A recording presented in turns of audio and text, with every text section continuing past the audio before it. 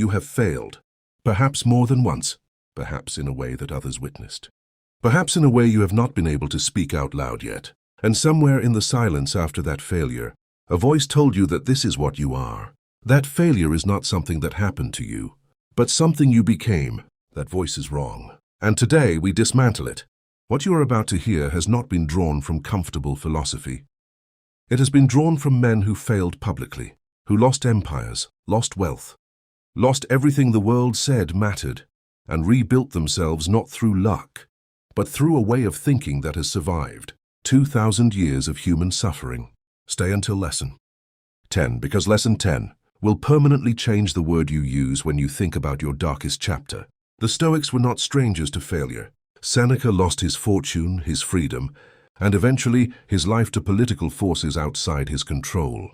Marcus Aurelius buried children, lost generals, and watched plague tear through the empire he had given his life to protect.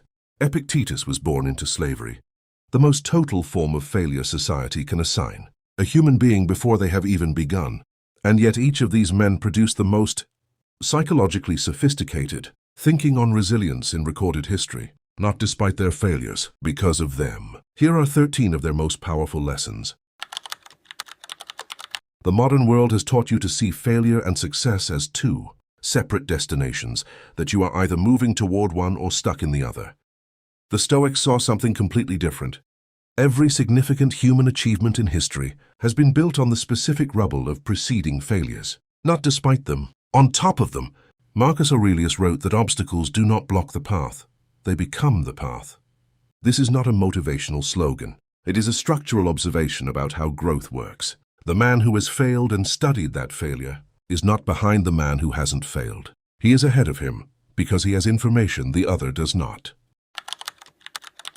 There is the failure, the thing that actually happened. And then there is the story you have been telling about the failure, the meaning you have assigned to it, the verdict you have drawn, the identity you have built around it. These are not the same thing, and only one of them is actually within your power to change. Epictetus was explicit. Men are not disturbed by events, but by their opinions about events. The failure is behind you. The story about the failure is happening right now, inside your own mind, and it can be rewritten with more accuracy, more fairness, and more honesty than the original draft. Seneca wrote that difficulties strengthen the mind as labor strengthens the body, but only if the difficulty is examined, not merely endured. Pain without reflection produces nothing but more pain. Pain examined with honest curiosity produces something else entirely. Clarity about what went wrong, what was within your control, and what you would do differently. Every failure, if interrogated honestly, contains the exact instruction needed for the next attempt. Most people who fail repeatedly are not failing because they are incapable. They are failing because they are moving too quickly from the failure to the next attempt without ever stopping to read what the failure was trying to teach them.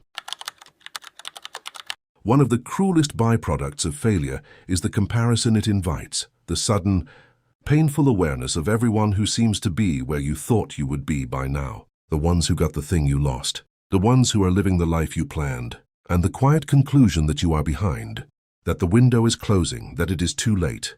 The Stoics had no concept of a social timeline, no age at which a person was supposed to have arrived at a particular destination.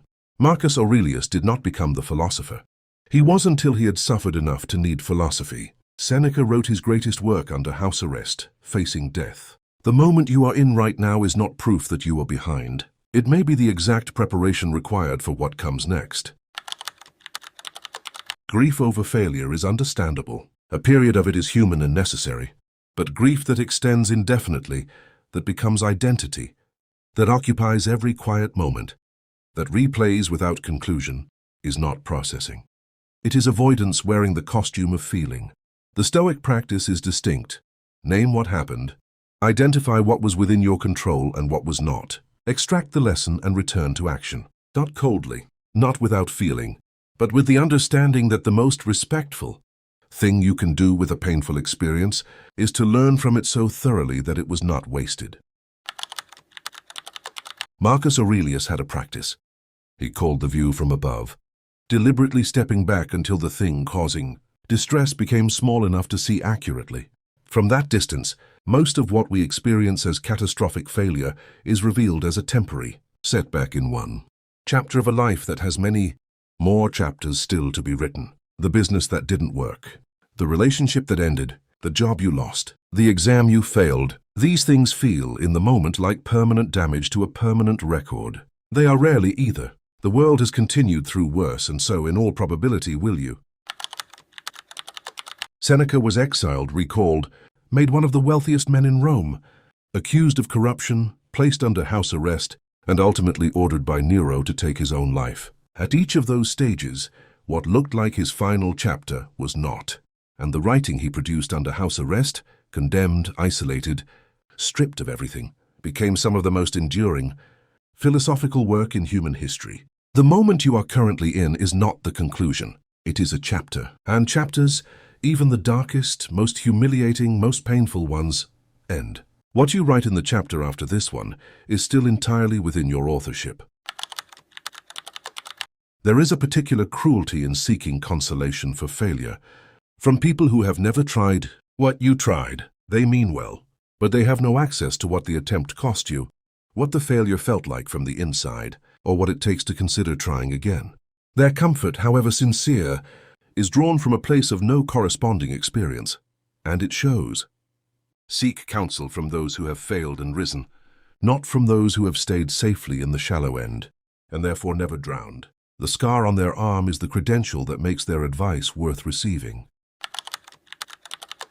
Seneca interrogated himself every single night. What did I do wrong today? Where did I fail to act with integrity? What could I have done better? Not to punish himself, but to ensure that the pain of each day's failures was not simply endured, but converted into understanding. Pain you run from teaches you nothing. Pain you sit with and examine thoroughly teaches you everything you need for the next attempt. The nightly audit is not self-punishment. It is the most efficient use of your most expensive teacher. The question is not whether the failure hurt. It is whether you extracted its full lesson before moving on.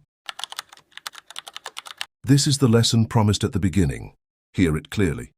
The person who has never experienced significant failure has never risked anything significant, and a life lived without significant risk is not a safe life.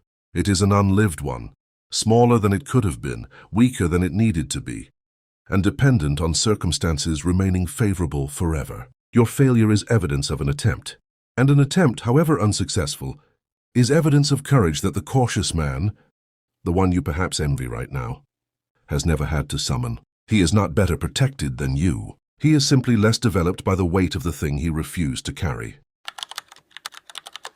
Results can be taken by circumstance, by timing, by factors entirely outside your command. A business can fail because of a market shift. A relationship can end because of the other person's unresolved damage. A career can collapse because of forces that had nothing to do with your talent or your effort. Results are, at least partially, outside your control. Character is not how you carry yourself through the failure, whether you maintain honesty, whether you take responsibility for what was yours, whether you treat others well even when you are in pain. That is entirely yours, and it is what survives long after the result has faded from everyone's memory, including your own. After failure, there is a particular temptation to announce the comeback, to perform the recovery for an audience that watched the collapse. The Stoics would advise against it. Marcus Aurelius kept private journals. He did not perform his resilience. He practiced it in silence, in daily discipline, in the unglamorous and unwitnessed work of becoming better than he had been the day before. The most powerful reconstruction happens quietly, not because humility demands it, but because noise is a distraction from the work, and the work is the only thing that actually matters. There is a version of you somewhere beneath the exhaustion, the shame, the weight of what didn't work, that has not given up. It is quieter now than it used to be. It speaks less loudly because it has been waiting longer. But it has not left. It is the part of you that is watching this video, reading these words, still looking for something to hold on to. That version of you does not need the world's permission to rise. It does not need the failure to be undone, the lost thing to be returned, or the people who doubted you to now believe. It needs only one thing, for you to take the next step, however small, however imperfect, however quiet, and then the step after that. 13 lessons from the men who understood failure not as a verdict but as a teacher, and who produced their greatest wisdom on the other side of their greatest losses. You are not a failure. You are a person who attempted something that mattered, and the attempt itself, whatever its outcome, is proof of something the cautious and the comfortable will never have. The willingness to try. Your one action today.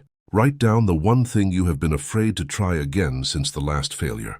Do not decide whether to do it. Just write it down. The decision will become clearer once the thought is no longer locked inside you. Subscribe to Dark Wisdom. Come back tomorrow. The next lesson is waiting.